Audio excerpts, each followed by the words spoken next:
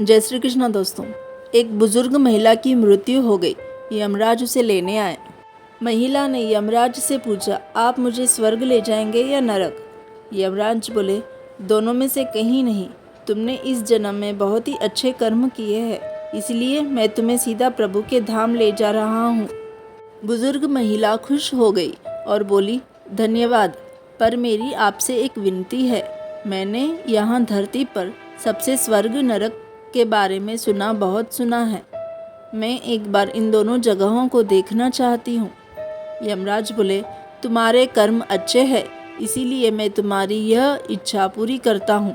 चलो हम स्वर्ग और नरक के रास्ते से होते हुए प्रभु के धाम चलेंगे।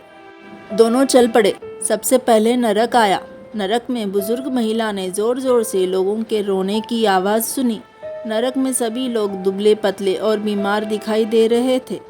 महिला ने अपने आदमी से पूछा, यहाँ आप सब लोगों की ऐसी हालत क्यों है? आदमी बोला, तो और कैसी हालत होगी, मरने के बाद जब से यहाँ आए हैं हमने एक दिन भी खाना नहीं खाया। भूख से हमारी आत्माएं तड़प रही है। बुजुर्ग महिला की नज़र एक विशाल पतीले पर पड़ी, जो कि लोगों के कद से करीब 300 फुट ऊंचा होगा। उस पतीले के ऊपर एक विशाल चम्मच लटका हुआ था। उस पतीले में से बहुत ही शानदार खुशबू आ रही थी। बुजुर्ग महिला ने उस आदमी से पूछा, इस पतीले में क्या है? आदमी मायूस होकर बोला, ये पतीला बहुत ही स्वादिष्ट खीर से भरा हुआ है। बुजुर्ग महिला ने हैरानी से पूछा, इसमें खीर है क्या?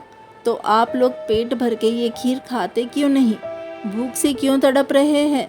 आदमी रो रो कर बोलने लगा, कैसे खाए? ये पतीला 300 फीट ऊंचा है, हम में से कोई भी उस पतीले तक नहीं पहुंच पाता।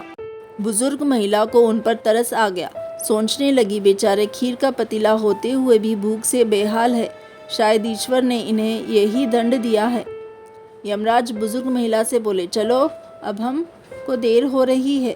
दोनों चल पड़े। कुछ दूर चलने पर स्वर्ग आया। वहाँ पर बुजुर्ग महिला को सबकी हंसने खिलखिलाने की आवाज़ सुनाई दी। सब लोग बहुत खुश दिखाई दे रहे थे। उनको खुश देखकर बुजुर्ग महिला भी बहुत खुश हो गई। पर वहाँ स्वर्ग में बुजुर्ग महिला की नज़र वैसे ही 300 फुट ऊंचे पतीले पर पड़ी जैसा नरक में था। उसके ऊपर भी वैसा ही चम्मच लटका हुआ था। बुजुर्ग महिला ने वहाँ लोगों से पूछा, इस पतीले में क्या है?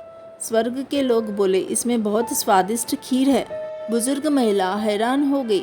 उनसे बोली, पर ये पतीला तो 300 फीट ऊंचा है, आप लोग तो इस तक पहुंच ही नहीं पाते होंगे। उस हिसाब से तो आप लोगों को खाना मिलता ही नहीं होगा, आप लोग भूख से बेहाल होंगे। पर मुझे तो आप सभी इतने खुश लग रहे हो, ऐसा कैसे? लोग बोले, हम तो सभी लोग इस पतीले में से पेट भर के खीर खाते हैं। महिला ने पूछा, पर कैसे? पतीला तो बहुत ऊंचा है। लोग बोले, तो क्या हो गया, पतीला ऊंचा है तो यहाँ पर कितने सारे पेड़ हैं। ईश्वर ने ये पेड़ पौधे, नदी, झरने हम मनुष्यों के उपयोग के लिए ही तो बनाए हैं। हमने इन पेड़ों की लकड़ी ली, उसको काटा, फिर लकड़ियों के टुकड़ों को जोड़कर विशाल सीढ़ी का निर्माण किया। उस लकड़ी की सीढ़ी के सहारे हम पतीले तक पहुँच जाते हैं और सब मिलकर खीर का आनंद उठाते। बुजुर्ग महिला यमराज की तरफ देखने लगी। यमराज मुस्कुराए और बोले, ईश्वर ने स्वर्ग और नरक मनुष्यों के हाथ में ही सौंप रखा है।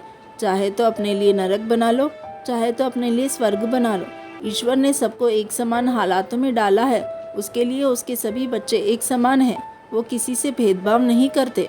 वहाँ नरक में भी पेड़ पौधे सब थे, पर वो लोग खुद ही आलसी है और उन्हें खीर हाथ में चाहिए। वो कोई कर्म नहीं करना चाहते, कोई मेहनत नहीं करना चाहते, इसीलिए सब भूख से बेहाल है।